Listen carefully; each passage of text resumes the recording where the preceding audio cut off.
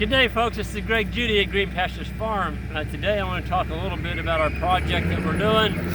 I've actually got Johnny undoing a project. This is the swales that we put in on this small farm. These swales were put in 2015, and it's one of those mistakes that I made, and I want to keep other people from making the same mistake. Basically, the swales are to try and keep the water up on your land, keep it from running down the hill. And so I got intrigued with it. We'll try a little bit of the swale thing. Well, Johnny was the one that actually put them in, and he was on a dozer about like what he's on today. But today, Johnny's filling them in. This has just been a teetotal wreck, and the reason it's been a wreck is you can't get across the swales. The swales did not heal over. You can see the dirt. This is 5 years. We've fed hay on here. We've unrolled hay. We've done everything. You can't get grass to grow on these. This is a very, very yellow clay. We don't have topsoil. We've got topsoil like that. So when that dozer came in and ripped this gouge in the side of the earth, it never healed up. There's a few places it's got sod in it. The fescue came in and did make a stand. But the biggest deal is our landowners are very, very upset. They don't like the swales, and the reason being, you can't get across them. You can't bring a pickup truck or even a tractor across that swale. I mean, you've got a big, deep bank. Try and put a piece of implement on here, you're going to tear something up. And when we grazed it, initially we ran polywire all the way around all these swales on both sides to keep the cattle out. We would literally spend a whole day in here putting polywire up to keep the cattle out of the swales. Well, you only got maybe 4, 5, 6 hours of grazing out of all this. So you spent more time putting in the fence than you did getting the grazing. And so I asked the guy that put them in, I said, well, how am I supposed to get an implement across this to get back to the rest of the farm? Well, his answer was, build a bridge. I said, what? What'd you say? Build a bridge. You're telling me on every swale on this farm, and we've got 1, 2, 3, I've got to build 3 bridges to get to the back of the farm? Well, yeah. I'm not doing that. I'm not going to put in more money. We already put in a lot of money, and now we're spending more money on doing it. Right here is what he calls a swale pond.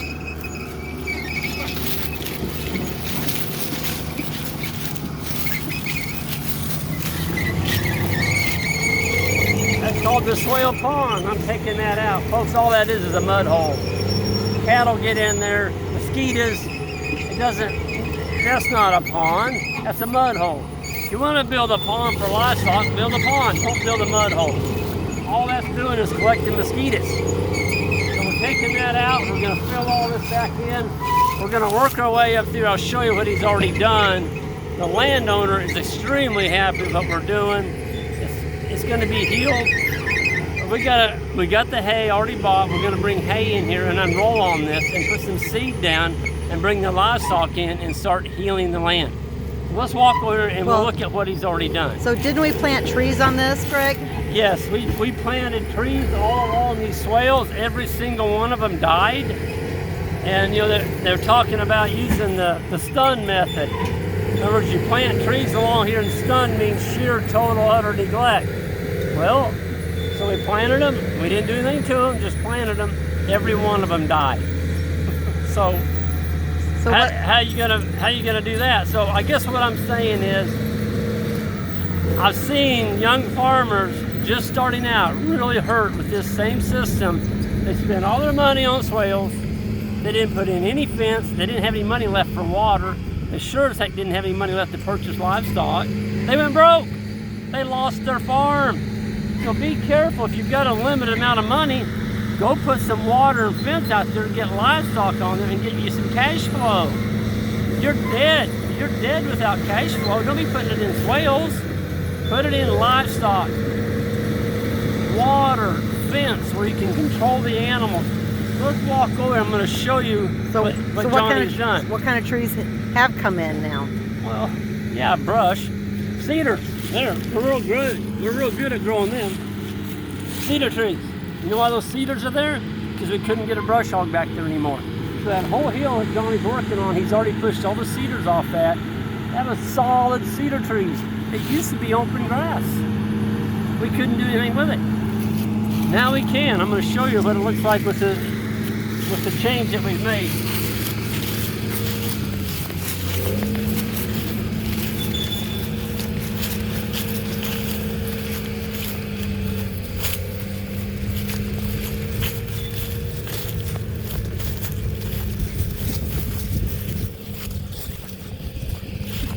So over here, let's get a little closer.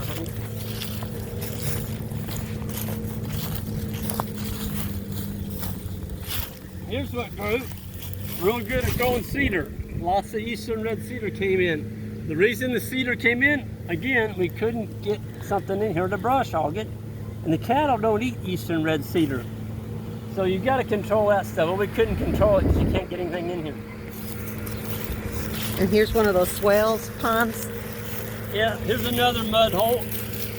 Swale pond, completely worthless. Doesn't even make good drinking water. The cows get in there and muck it up. We got willows. We had about 10 of them, so you got to put a permanent wire around every single little swale mud hole. We build ponds, and we put a pipe in, we keep the animals out of them. We have very high quality water.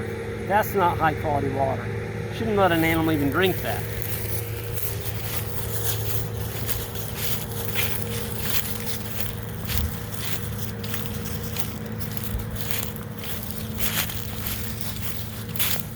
This is where the first set of swales started. He's already taken out 2 of them, but they went all the way up that draw, back around the top of that hill. Talk to me. Clear up there to the top. That's where they started. Well, now Johnny has smoothed all that out. We've already got the hay up there on top of the hill. We've got the great Judy baling roller up there. We're going to put carbon on that. We're going to bring livestock in there and park them on there. So we're going to get some vegetation growing on there. Folks, the way to hold water on your land is with livestock, not swales. It's called organic matter. It's called humus. Plant roots. Plants putting the roots down through the soil, busting the soil open. Capillary action of the rain going down in those roots. It's not building these crazy ditches all over your farm. It isn't, and there's no money there. You can't generate any income by putting all these scars all over your property. So get rid of that. First of all, don't do it. I would never do that.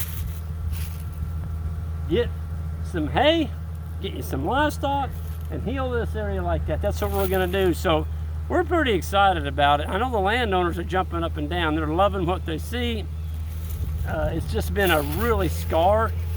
We did it on 2 landowners here back to back, and they can't wait to see them gone. And personally, I can't either. We're gonna have control of the farm again. Because now we've got livestock that we can rotate down in here. We don't have all these dips.